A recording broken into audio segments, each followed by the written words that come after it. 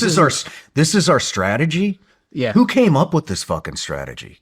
It sounds Is like that Trump? It sounds like Lindsey Graham. I mean, Lindsey Graham was on the Sunday shows yesterday talking about how great it would be. It would be just like Iwo Jima. I mean, just insanity. And I mean, I don't think the people who are pragmatic and are expressing their concerns, I don't believe they're being listened to. Now, obviously, the administration will push back and say, no, we're doing robust planning and we're hearing all voices, et cetera.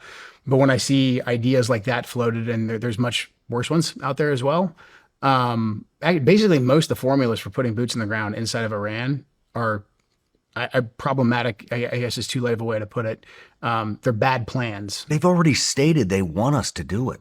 They're ready for it. 100%. I mean, that would be handing Iran basically a strategic victory. Because once they get our troops on the ground there, they're going to be able to kill some of them. We're going to take losses. And then we fall back into that cycle. Once we take losses somewhere, we say, oh, no, now we can't leave. We have to stay to avenge our fallen. It can't be all for nothing. We have to stay. We have to keep fighting. We saw this over and over again in the GWAT. Every single time we talked about any kind of withdrawal in Iraq or Afghanistan, it was the same argument. We've lost too much here. There's still more that we could do.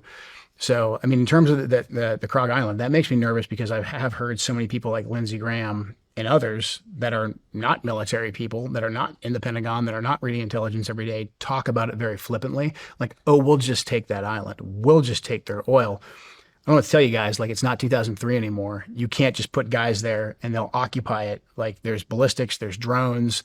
They would be sitting ducks in that area. And as a matter of fact, like you said, the Iranians would probably be like, please take the island. We'll roll out the red carpet for you guys. I mean, do I need to read your bio again? Why is he taking advice from Lindsey Graham and Ted Cruz and whoever else that's just career bureaucrats? This is the problem. And then you got a guy like you in there with tons of experience in war, in intelligence.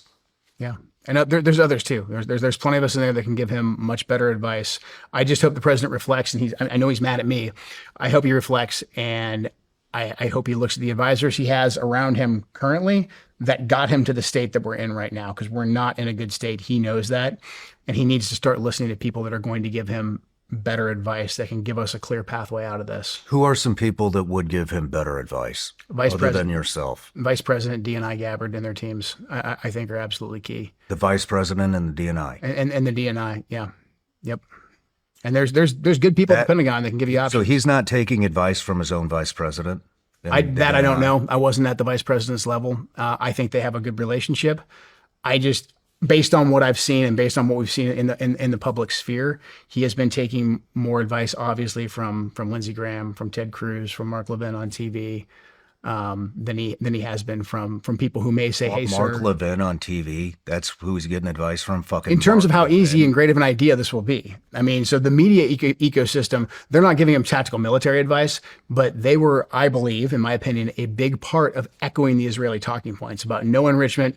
You have to strike now. If you strike now, you'll be a hero.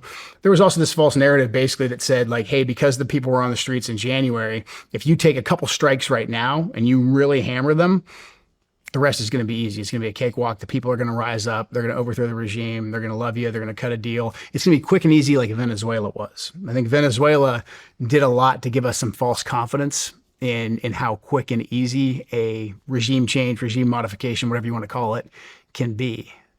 So people like Levin, people on Fox, New York Post, New York Times, et cetera, a lot of those talking heads, coincidentally, not so coincidentally, a lot of them were the same people who talked us into the Iraq War, convinced him how quick and easy this would be.